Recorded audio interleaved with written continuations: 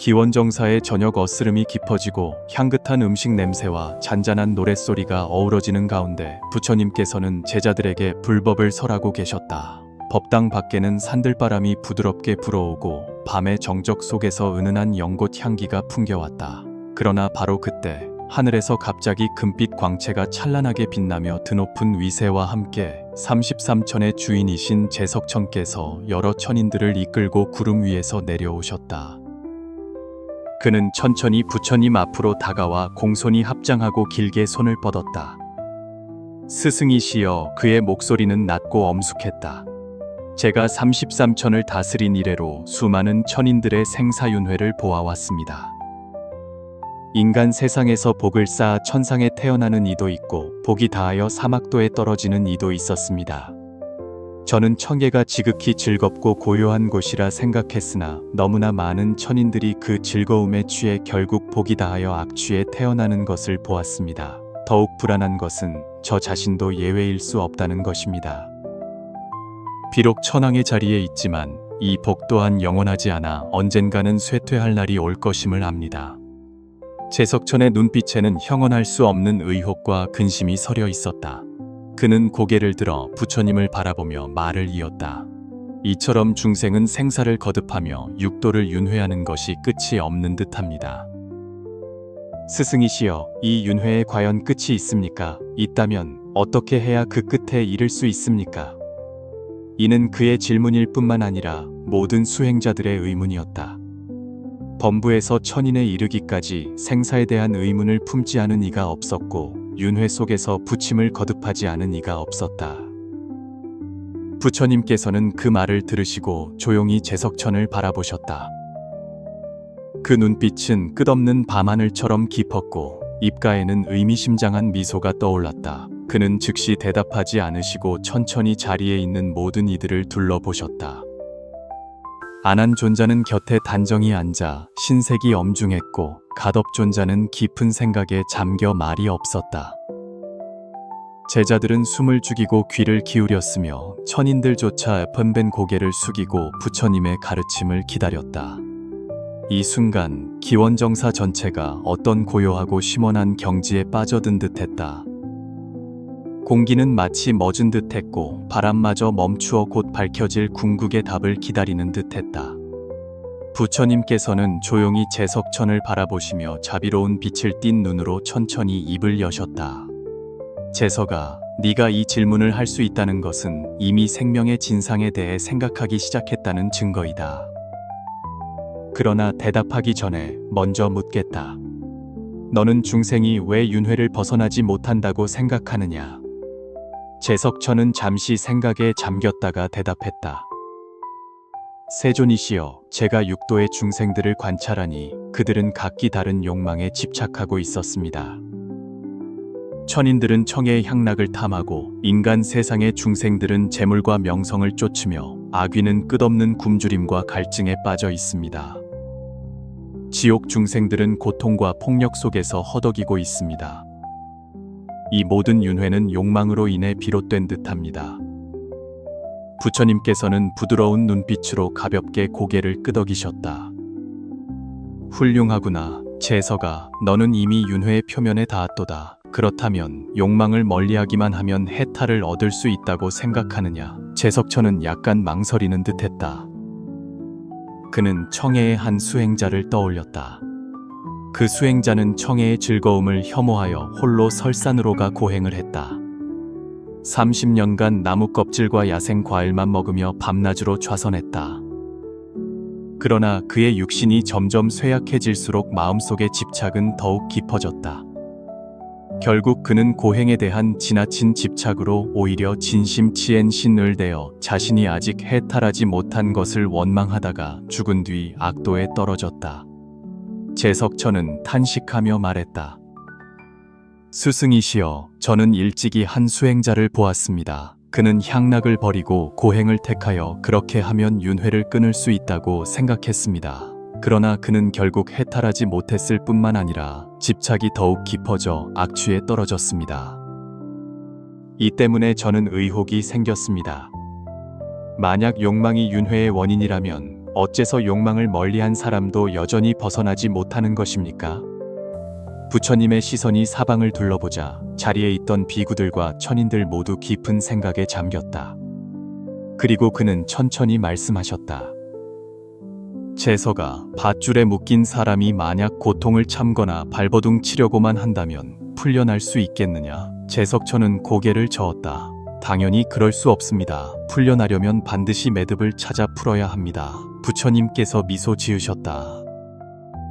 바로 그러하다. 윤회의 관건은 단순히 좁거나 피하는 데 있는 것이 아니라 속박의 근본을 찾는 데 있다. 단지 욕망을 혐오하는 것만으로는 진정으로 해탈할 수 없다. 마치 그 고행자처럼 그는 청해의 향락을 내려놓았지만 해탈에 대한 집착을 내려놓지 못했기에 여전히 윤회 속에 갇혀 있는 것이다. 안한 존자가 듣고 참지 못하고 여쭈었다.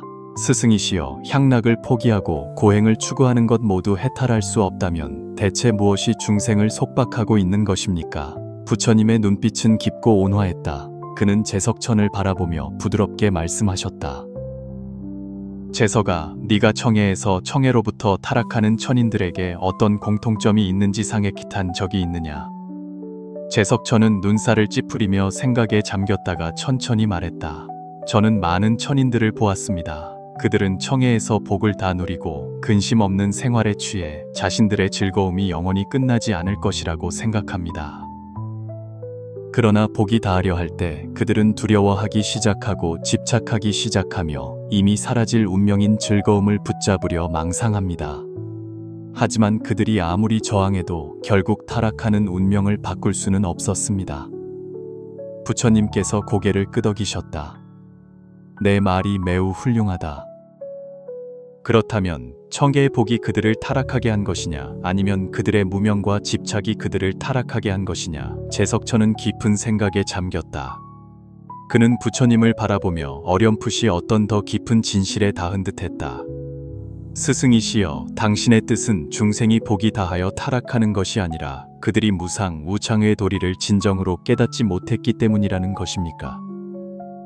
만약 그들이 영원한 청계의 즐거움에 집착하지 않는다면 복이 닿을 때 두려움이 생기지 않을 것이라는 말씀이십니까? 바로 그러하다. 부처님의 목소리는 온화하고 단호했다. 윤회의 원인은 단순한 욕망이 아니라 집착이다. 욕망은 단지 표상일 뿐, 진정으로 중생을 속박하는 것은 그들이 가진 것에 대한 집착, 자아에 대한 집착, 영원불변에 대한 집착이다. 가섭존자는 잠시 생각에 잠기더니 문득 말했다. 스승이시여, 저는 일찍이 한 부유한 상인을 만난 적이 있습니다.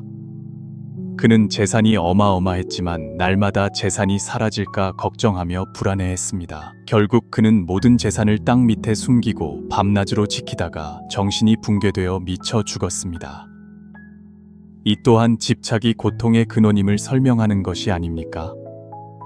부처님께서 칭찬하며 고개를 끄덕이셨다. 그렇다. 재물 자체가 고통을 만드는 것이 아니며 청해의 향락 자체가 윤회를 야기하는 것도 아니다. 진정한 고통은 상실에 대한 두려움, 잃을까 두려워하고 변화를 두려워하며 무상을 두려워하는 데서 비롯된다. 중생은 무상을 받아들이지 못하기 때문에 집착하고 집착이야말로 윤회의 사슬이다. 재석천은 깊은 숨을 내쉬었다. 그는 마침내 윤회의 인과가 자신이 생각했던 것보다 훨씬 복잡하다는 것을 깨달았다. 그것은 단순히 인과의 순환일 뿐만 아니라 집념의 족쇄였다. 그리고 이 족쇄를 풀기 위해서는 단지 향락을 포기하거나 고행을 추구하는 것만으로는 충분하지 않았다. 스승이시여, 재석천이 천천히 말했다. 만약 윤회의 관건이 집착에 있다면 대체 무엇에 대한 집착이 가장 근본적인 속박입니까? 부처님께서 잔잔히 미소 지으셨다. 그 눈빛은 끝없는 별바다처럼 깊었다. 재석아, 그것이 바로 내가 다음에 너에게 말하려는 것이다. 그는 조용히 재석천을 바라보며 천천히 입을 여셨다. 재석아, 방금 네가 윤회의 근원이 중생의 집착이고 집착의 핵심은 바로 나라고 언급했다. 그런데 내가 너에게 묻겠다. 이 나라는 것은 대체 무엇인가? 제석천은 순간 멍해지며 미간을 살짝 찌푸렸다. 마치 이 질문에 난처해진 듯했다. 그는 잠시 침묵하다가 낮은 목소리로 말했다. 스승이시여, 저희는 늘 인간 세상이든 청계든 모두 나를 중심으로 생각하고 자신이 독립적으로 존재한다고 느낍니다. 그런데 지금 스승님의 말씀을 듣고 보니 이 인나가 도대체 무엇인지 명확히 말할 수 없을 것 같습니다. 부처님께서 잔잔히 미소 지으셨다. 그 말투는 온화하고 심오했다. 바로 이 연하라는 개념이 중생의 마음속에 깊이 뿌리내리고 있기 때문에 그들은 자신이 실제한다고 느끼며 윤회를 벗어날 수 없는 것이다. 하지만 자세히 생각해보면 나는 또 어디에서 온 것인가? 그것이 정말 우리가 생각하는 그 나인가? 자리에 있던 제자들은 훈분 고개를 숙이고 마음속으로 나는 대체 무엇인가? 라는 의문을 품지 않을 수 없었다. 모두 자신이 나라는 존재를 가지고 있다고 느끼지만 명확히 설명하기는 어려운 듯했다. 청해의 주제자인 제석천조차 깊은 생각에 잠기지 않을 수 없었다. 이때 부처님께서 멀리 떨어지는 나무짚을 가리키며 미소 지으셨다. 너희는 보아라. 저 나무짚이 나무에서 떨어지는 것은 바람이 불었기 때문이다. 그렇다면 바람은 어디에 있는가? 누가 바람의 존재를 붙잡을 수 있는가? 비록 나무짚이 바람 때문에 움직이지만 바람은 형체가 없다. 제석천은 그 말씀을 듣고 눈 속에 한 줄기 깨달음의 빛이 스쳐 지나갔다. 그는 낮은 목소리로 혼잣말처럼 말했다. 스승님의 뜻은 나 역시 고정된 실체가 아닐 수도 있다는 것이군요. 마치 바람이 형체는 없지만 나무짚을 떨어뜨릴 수 있는 것처럼 말입니다. 부처님께서 고개를 끄덕이셨다. 그 눈에는 지혜의 빛이 반짝였다. 바로 그러하다. 나라는 것은 다만 인연이 화합한 결과일 뿐, 비록 견고하고 명확해 보이지만 실은 허망하여 실체가 없는 것이다. 네가 윤회의 끝이 왜 이리 멀리 있느냐고 물었는데 실은 중생이 이 허망한 나를 꽉 붙잡고 그것이 실제한다고 여기기 때문이다. 제석천은 자신의 세계관에 미묘한 변화가 일어나는 것을 느끼기 시작했다. 그는 자신이 과거 수없이 자신의 지위, 자신의 권리, 심지어 자신의 미래 때문에 불안해했던 것을 떠올렸는데 이러한 불안의 근원이 바로 나에 대한 집착이었음을 깨달았다. 그는 부처님께 여쭈었다. 그렇다면 만약 나가 허망하다면 우리는 윤회 속의 고통과 즐거움을 어떻게 이해해야 합니까? 누가 이것들을 경험하는 것입니까? 부처님께서 웃으셨다. 그 목소리는 평화롭고 심오했다. 너는 사람이 꿈꾸는 것을 본 적이 있느냐? 꿈속에서는 그 나가 너무나 현실적이어서 희로애락을 느끼고 생사를 경험한다. 그러나 그가 깨어났을 때 모든 것이 한낱 꿈에 불과했고 꿈속의 나도 실제하지 않았음을 알게 된다. 중생은 윤회 속에서 마치 꿈을 꾸는 것과 같다. 꿈속의 고통과 즐거움은 모두 실제적인 느낌이다.